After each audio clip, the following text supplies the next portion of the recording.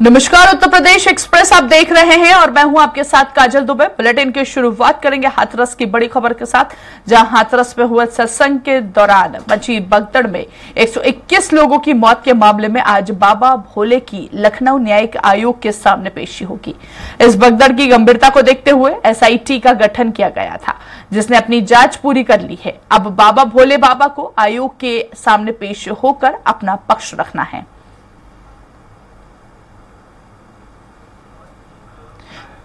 चलिए जरा बातचीत करेंगे, सहयोगी पवन का रुख करेंगे। पवन, भगदड़ में हो गई थी 121 लोगों की मौत, फिलहाल क्या जानकारी सामने आ रही है? बिल्कुल काजल, देखिए यह बड़ा हादसा था पूरे प्रदेश का, पूरे देश का अगर माना जाए तो। चूंकि जिस तरह से सत्संग के उस पंडाल में यह भगदड़ मची थी, ये बाबा भोले इससे पहले लगातार बहुत सत्संग कर चुके थे, लेकिन इस तरह की घटना नहीं हुई थी। यह घटना काफी बड़ी और भयावह थी। इसके बाद से बहुत सारे ऐसे सत्संग, बहुत सारे ऐसे आयोजनों में रोक लगा दी गई थी। उत्तर प्रदेश सरकार ने बहुत सारे आयोजन जो परमिशन दिए जाने थे उन पे भी रोक लगा दिया था कि इस तरह का आयोजन न किया जाए, जहां पर जो लोग आ रहे हैं उनके लिए रख रखाव, उनकी सुरक्षा, उनकी व्यवस्था ना देखी जा सके। चूंकि इस हादसे में 121 लोगों की जान गई थी। आज उस बाबा भोले को लखनऊ में आयोग के सामने पेश किया जाएगा, जिसको लेके पूरे लखनऊ में पूरी तरह से चौकसी बढ़ा दी गई है। चूंकि बाबा भोले के बहुत सारे अनुयायी, उनके बहुत सारे श्रद्धालु इस मामले को लेके चिंतित जरूर हैं, लेकिन अभी भी उनके श्रद्धालु इस उत्तर प्रदेश में बहुत सारे हैं। लेकिन अगर हम इसके पीछे की बात करें तो जो अभी तक सूत्रों के हवाले से जानकारी आ रही कि बाबा भोले को इंटरनल क्लीन चिट दिया जा रहा है, लेकिन अभी तक यह रिपोर्ट पूरी तरह से सामने नहीं आएगी। चूंकि इस मामले को लेकर के एक एसआईटी गठित की गई थी, जिसमें कि एक एक चीजों पे बारीकी से नजर रख के इस पे पूरी तरह से सही आकलन हो सके कि आखिरकार इस मामले की गलती किसकी थी। चूंकि ये जो हादसा हुआ था इसमें बहुत सारे लोग मारे गए थे, उनके परिवार वाले, और पूरी तरह से देश की राजनीति में इसका बड़ा असर पड़ा था। बहुत सारे लोगों ने इनके पास पहुंच के या उनके परिवार वालों के पास पहुंच के बड़ी संवेदना जताई थी। लेकिन अगर हम बात करें अभी एसआईटी की रिपोर्ट की, तो चूंकि तरह एसआईटी की रिपोर्ट आ चुकी है और आज भोले को पेश होकर अपना पक्ष रखना है कि वो किस तरह से इस अपने जो सत्संग हो रहा था उसमें अपना बचाव पक्ष में क्या बोलते हैं और किस तरह से वहां पर पेश आते हैं। क्योंकि अभी तक की जो बात हुई थी, इनकी कोई जो जांच थी या इसमें जो पूछताछ थी, बहुत सारी चीजें हैं जो सामने नहीं आई थी। लेकिन जो हादसा है वो इतना बड़ा हादसा था कि जिसको लेके कहीं भी पूरी तरह से जो भी सत्संग का पंडाल था, जो भी लोग थे वहां, उस घटना के साथ पूरी तरह से हताहत हुए थे। जी बिल्कुल पवन, कहीं ना कहीं 121 कहीं ना कहीं एक अपने आप में ही ये बड़ी संख्या है, 121 लोगों की जान जाना। क्या लगता है कि आज जब ये पेश होंगे भोले, तो इसके अदर में देखा जाए तो क्या और कुछ खुलासे हो सकते हैं? क्योंकि अभी ये भी क्लियर नहीं हो पाया है कि आखिर गलती किसकी थी।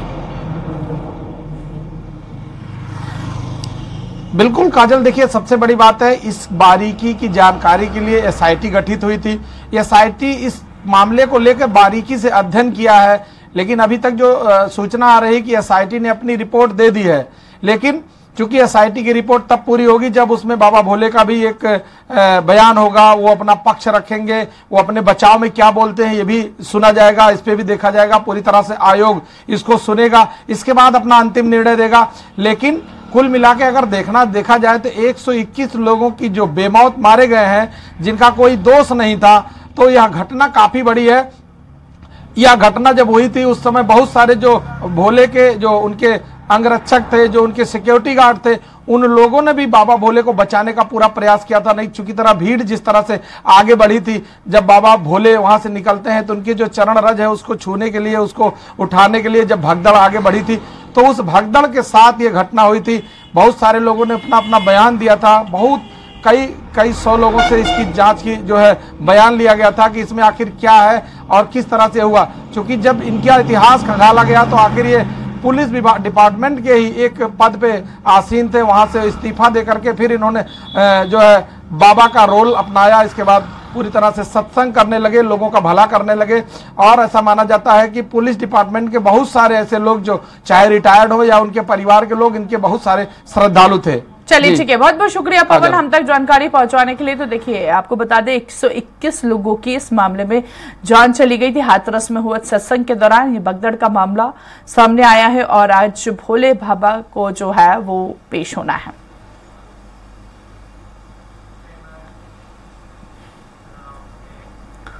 और इधर राजधानी लखनऊ में लगातार तीसरे दिन आग लगने की घटना सामने आई है, जहां पर टायर शोरूम में आग लग गई। दमकल की कई गाड़ियां आग बुझाने का प्रयास कर रही हैं। गौरतलब है कि IIM की स्थित वेयर हाउस में भीषण आग लगी थी। 2 दिन पहले गोदरेज गोदाम में आग लगी थी। गोदरेज गोदाम में आग लगने से 10 करोड़ से ज्यादा कीमत की सामान जो है कीमत का सामान जलकर पूरी तरह से खाक हुआ था। तो टायर शोरूम में एक बार फिर यहां पर देखिए उत्तर प्रदेश में आग लगने की घटना यूं कह सकते हैं सामने आई। 3 दिनों में लगातार ये तीसरी घटना इस वक्त हम चर्चा कर रहे हैं, जहां पर गोदाम में भीषण आग लगी। दमकल की कई गाड़ियां आग बुझाने का प्रयास करती हुई नजर आई।